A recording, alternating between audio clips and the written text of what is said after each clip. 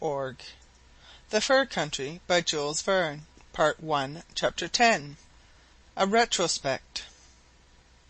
It was about 10 o'clock the same night when Mrs Barnett and Lieutenant Hobson knocked at the postern gate of the fort.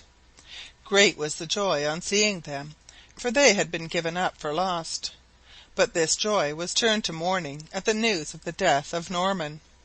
The brave fellow had been beloved by all, and his loss was sincerely mourned. The intrepid and devoted Esquimaux received phlegmatically the earnest expressions of gratitude of those they had saved, and could not be persuaded to come to the fort. What they had done seemed to them only natural, and these were not the first persons they had rescued, so they quietly returned to their wild life of adventure on the lake, where they hunted the otters and water birds day and night. For the next 3 nights the party rested. Hobson always intended to set out on June 2nd, and on that day, all having recovered from their fatigues and the storm having abated, the order was given to start. Sergeant Felton had done all in his power to make his guests comfortable and to aid their enterprise. Some of the jaded dogs were replaced by fresh animals, and now the lieutenant found all his sledges drawn up in good order at the door of the enceinte, and awaiting the travellers. The adieux were soon over. Each one thanked Sergeant Felton for his hospitality, and Mrs Paulina Barnett was most profuse in her expressions of gratitude. A hearty shake of the hand between the sergeant and his brother-in-law Long completed the leave-taking. Each pair got into the sledge assigned to them, but this time Mrs Barnett and the lieutenant shared one vehicle, Madge and Sergeant Long following them. According to the advice of the Indian chief, Hobson determined to get to the coast by the shortest route, and to take a northeasterly direction. After consulting his map, which merely gave a rough outline of the configuration of the country, it seemed best to him to descend the valley of the Coppermine, a large river which flows into Coronation Gulf. The distance between Fort Confidence and the mouth of this river is only 1.5 degrees, that is to say, about 85 or 90 miles. The deep hollow formed by the gulf is bounded on the north by Cape Christenstein, and from it the coast juts out towards the northwest, ending in Cape Bathurst, which is above the 70th parallel. The lieutenant, therefore, now changed the route he had hitherto followed, directing his course to the east, so as to reach the river in a few hours. In the afternoon of the next day, June 3rd, the river was gained. It was now free from ice, and its clear and rapid waters flowed through a vast valley, intersected by numerous but easily fordable streams. The sledges advanced pretty rapidly, and as they went along, Hobson gave his companions some account of the country through which they were passing. A sincere friendship, founded on mutual esteem, had sprung up between these two. Mrs Paulina Barnett was an earnest student, with a special gift for discovery, and was therefore always glad to converse with travellers and explorers. Hobson, who knew his beloved North America by heart, was able to answer all her inquiries fully. "About 90 years ago," he said, "the territory through which the Coppermine flows was unknown, and we are indebted for its discovery to the agents of the Hudson's Bay Company. But as always happens in scientific matters, in seeking one thing, another was found. Columbus was trying to find Asia, and discovered America." "And what were the agents of the Hudson's Bay Company seeking? The famous Northwest Passage?" "No, madam," replied the young lieutenant. "A century ago the company had no interest in the opening of a new route, which would have been more valuable to its rivals than to it. It is even said that in 1741 a certain Christopher Middleton, sent to explore these latitudes, was publicly charged with receiving a bribe of £500 from the company to say that there was not, and could not be, a sea passage between the oceans. "That was not much to the credit of the celebrated company," said Mrs Barnett. "I do not defend it in the matter," replied Hobson, "and its interference was severely censured by Parliament in 1746, when a reward of £20,000 was offered by the government for the discovery of the passage in question. In that year two intrepid explorers, William Moore and Francis Smith, penetrated as far as Repulse Bay in the hope of discovering the much longed-for passage, but they were unsuccessful, and returned to England after an absence of a year and a half." "But did not other captains follow in their steps, resolved to conquer where they had failed?" inquired Mrs Barnett. "No, madam, and in spite of the large reward offered by Parliament, no attempt was made to resume explorations in English America until 30 years afterwards, when some agents of the company took up the unfinished tasks of Captains Moore and Smith." "The company had then relinquished the narrow-minded, egotistical position it had taken up?" "No, madam, not yet. Samuel Hearne, the agent, only went to reconnoitre the position of a copper mine which native miners had reported. On November 6, 1769, this agent left Fort Prince of Wales, on the river Churchill, near the western shores of Hudson's Bay. He pressed boldly on to the north-west, but the excessive cold and the exhaustion of his provisions compelled him to return without accomplishing anything. Fortunately, he was not easily discouraged, and on February 23rd of the next year he set out again, this time taking some Indians with him. Great hardships were endured in this second journey. The fish and game on which Hearne had relied often failed him, and he had once nothing to eat for 7 days but wild fruit, bits of old leather, and burnt bones. He was again compelled to return to the fort a disappointed man.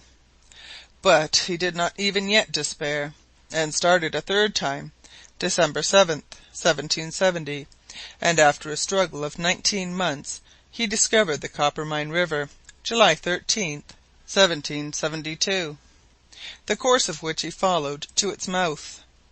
According to his account, he saw the open sea, and in any case he was the first to penetrate to the north coast of America.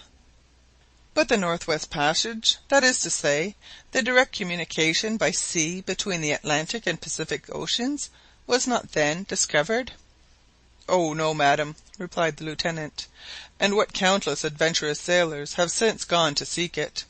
Phipps in 1773, James Cook and Clark in 1776 to 1779, Kotzebue in 1815 to 1818, Ross, Parry, Franklin, and others have attempted this difficult task, but it was reserved to McClure in our own day to pass from one ocean to the other across the polar sea." "Well, Lieutenant, that was a geographical discovery of which we English may well be proud. But do tell me if the Hudson's Bay Company did not adopt more generous views and send out some other explorer after the return of Hearne?" "It did, madam, and it was thanks to it that Captain Franklin was able to accomplish his voyage of 1819 to 1822, between the river discovered by Hearne and Cape Turnagain. This expedition endured great fatigue and hardships, provisions often completely failed, and 2 Canadians were assassinated and eaten by their comrades. But in spite of all his sufferings, Captain Franklin explored no less than 5,550 miles of the hitherto unknown coast of North America." "He was indeed a man of energy," added Mrs Barnett, "and he gave proof of his great qualities in starting on a fresh polar expedition after all he had gone through." "Yes," replied the lieutenant, "and he met a terrible death in the land his own intrepidity had discovered. It has now been proved, however, that all his companions did not perish with him. Many are doubtless still wandering about on the vast ice fields. I cannot think of their awful condition without a shudder.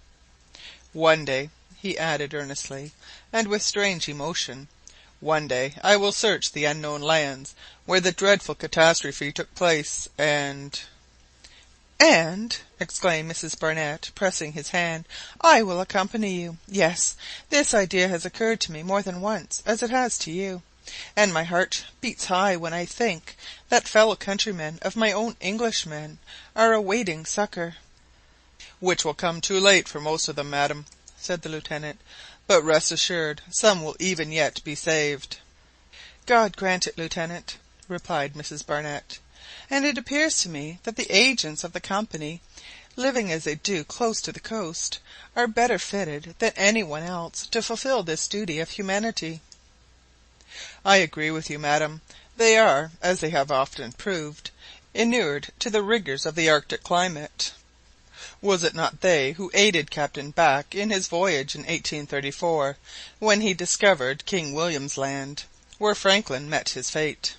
Was it not two of us, Dease and Simpson, who were sent by the governor of Hudson's Bay to explore the shores of the Polar Sea in 1838, and whose courageous efforts first discovered Victoria Land?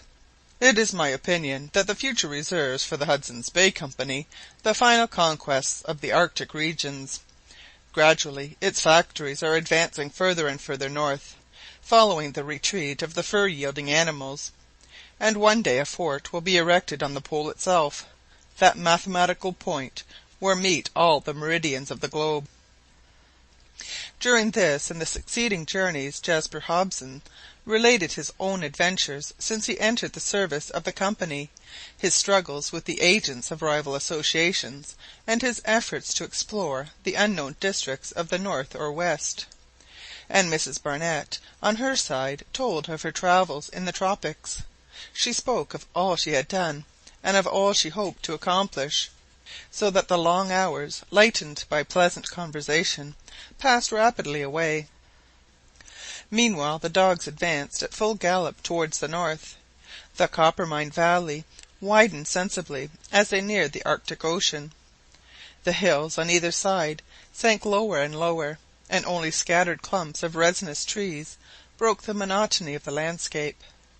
A few blocks of ice, drifted down by the river, still resisted the action of the sun, but each day their numbers decreased, and a canoe, or even a good-sized boat, might easily have descended the stream, the course of which was unimpeded by any natural barrier or aggregation of rocks. The bed of the Coppermine was both deep and wide. Its waters were very clear, and being fed by the melted snow, flowed on at a considerable pace, never, however, forming dangerous rapids. Its course, at first very sinuous, became gradually less and less winding, and at last stretched along in a straight line for several miles. Its banks, composed of fine firm sand, and clothed in part with short dry herbage, were wide and level, so that the long train of sledges sped rapidly over them. The expedition travelled day and night, if we can speak of the night when the sun, describing an almost horizontal circle, scarcely disappeared at all. The true night only lasted 2 hours, and the dawn succeeded the twilight almost immediately. The weather was fine, the sky clear, although somewhat misty on the horizon, and everything combined to favour the travellers. For 2 days they kept along the river banks without meeting any difficulties. They saw but few fur-bearing animals, but there were plenty of birds, which might have been counted by thousands. The absence of otters, sables, beavers, ermines, foxes, etc., did not trouble the Lieutenant much, for he supposed that they had been driven further north by overzealous tracking, and indeed the marks of encampments, extinguished fires, etc., told of the more or less recent passage of native hunters. Hobson knew that he would have to penetrate a good deal further north, and that part only of his journey would be accomplished when he got to the mouth of the Coppermine river. He was therefore most eager to reach the limit of Hearne's exploration, and pressed on as rapidly as possible. Every one shared the Lieutenant's impatience, and resolutely resisted fatigue in order to reach the Arctic Ocean with the least possible delay. They were drawn onwards by an indefinable attraction. The glory of the unknown dazzled their sight. Probably real hardships would commence when they did arrive at the much-desired coast, But no matter, they longed to battle with the difficulties, and to press straight onwards to their aim. The district they were now traversing could have no direct interest for them. The real exploration would only commence on the shores of the Arctic Ocean. Each one then would gladly hail the arrival in the elevated western districts for which they were bound, cut across though they were by the 70th parallel of north latitude. On the 5th June, 4 days after leaving Fort Confidence, the river widened considerably. The western banks, curving slightly, almost ran due north, whilst the eastern rounded off into the coast line, stretching away as far as the eye could reach. Lieutenant Hobson paused, and waving his hand to his companions, pointed to the boundless ocean. Chapter 10.